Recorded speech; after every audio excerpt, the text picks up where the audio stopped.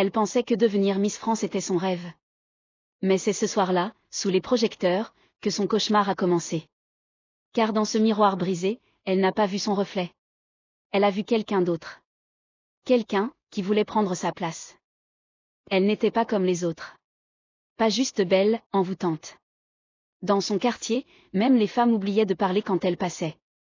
C'est Naboo. Son rêve, ce n'était pas d'être connue, c'était d'être couronnée. Miss France. Mais Naboo le savait. Les concours de beauté, c'est pas fait pour les filles comme elle. Pas pour celles venues d'un petit village, sans contact, sans piston. Juste un corps parfait, et une détermination sans limite. Alors elle a pris une autre route. Une route qu'on ne prend qu'une seule fois. Elle est allée voir un homme. Un homme dont on ne dit jamais le nom la nuit. Un féticheur, qui parlait aux ancêtres. Je veux qu'aucune autre ne brille autant que moi. Il a levé les yeux, lentement. Tu veux qu'on t'élève? Très bien. Mais tout ce qui monte, doit payer. Elle n'a pas eu peur. Elle a juste souri.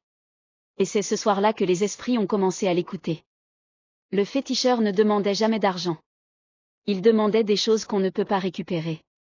Pour elle, il a préparé un collier noir, fait de cheveux, d'os, et de silence. Il lui a tendu une petite fiole. Un liquide sombre, presque vivant. Avant chaque passage, tu mettras ça sur ta peau. Et tu prononceras ces mots. Il n'a jamais expliqué ce que ça faisait. Juste ajouté.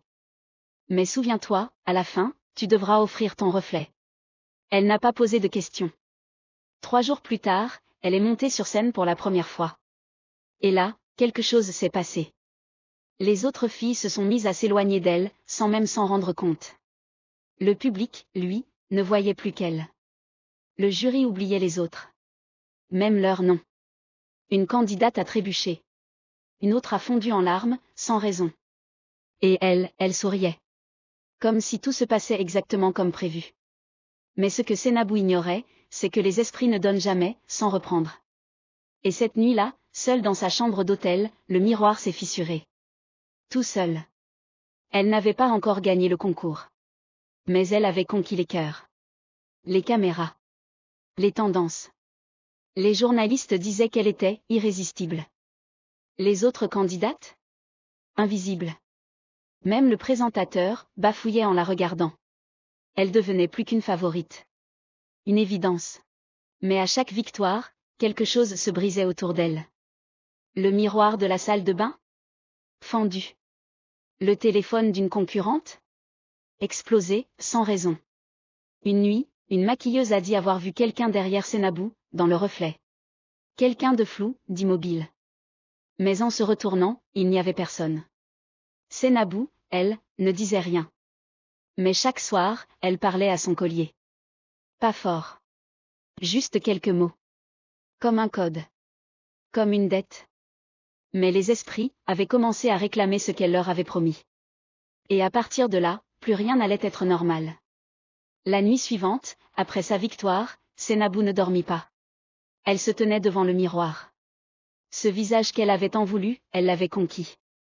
Mais quelque chose clochait. Le miroir n'était plus un simple objet. Il semblait absorber la lumière. Devenir plus sombre. Un frisson lui traversa l'échine. Elle posa la main sur son collier. Le froid du métal la ramena à la réalité. Les esprits s'étaient réveillés. Et ils ne voulaient plus se taire.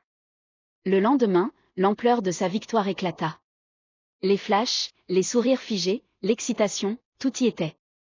Mais Naboo sentait bien que cette scène n'était qu'un décor. Lors d'une interview, une journaliste osa lui demander. Comment vivez-vous cette montée en puissance? Elle sourit. Un sourire doux, mais effrayant. Comme un rêve. Mais dans ses yeux, il y avait autre chose. Quelque chose de plus profond. De plus ancien. De retour à l'hôtel, une nouvelle fissure apparut. Pas dans un miroir. Dans le sol. Une faille, sinistre, traversant le parquet. Comme si quelque chose voulait remonter des profondeurs. Elle s'en approcha. Observa.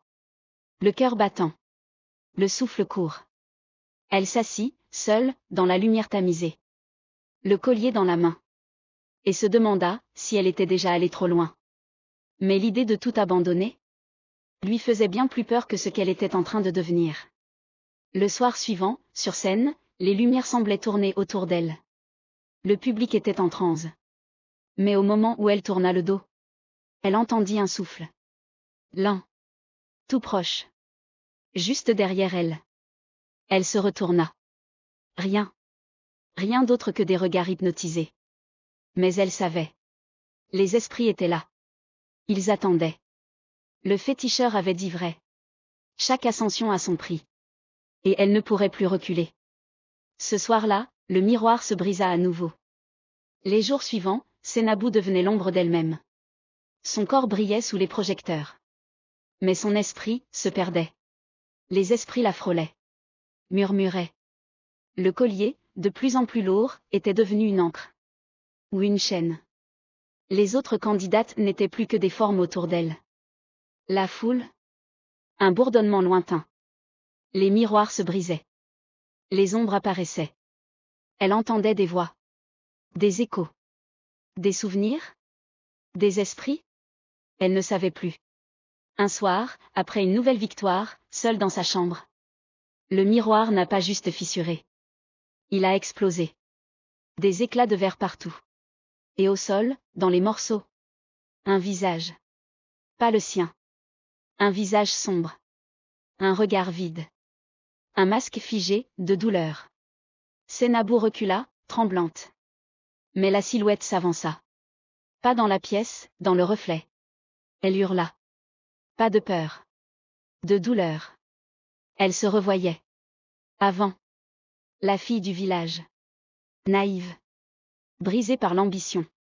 Le collier devint brûlant. Il se resserra. Comme une main autour de son cou.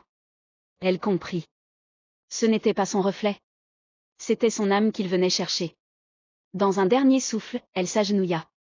Devant le miroir brisé. Et murmura les mots du féticheur. Que rien ne m'échappe. Et dans un éclat de lumière noire. Tout s'est éteint. Le concours de Miss France a continué. Mais sans elle. Son nom? Rayé. Effacé des archives. Oublié. Enfin, presque. Certaines filles racontent encore. Qu'en se maquillant. Parfois, dans le reflet du miroir. Elles voient une silhouette. Sombre. Immobile. Qui les observe. Et elles savent. Les esprits attendent encore.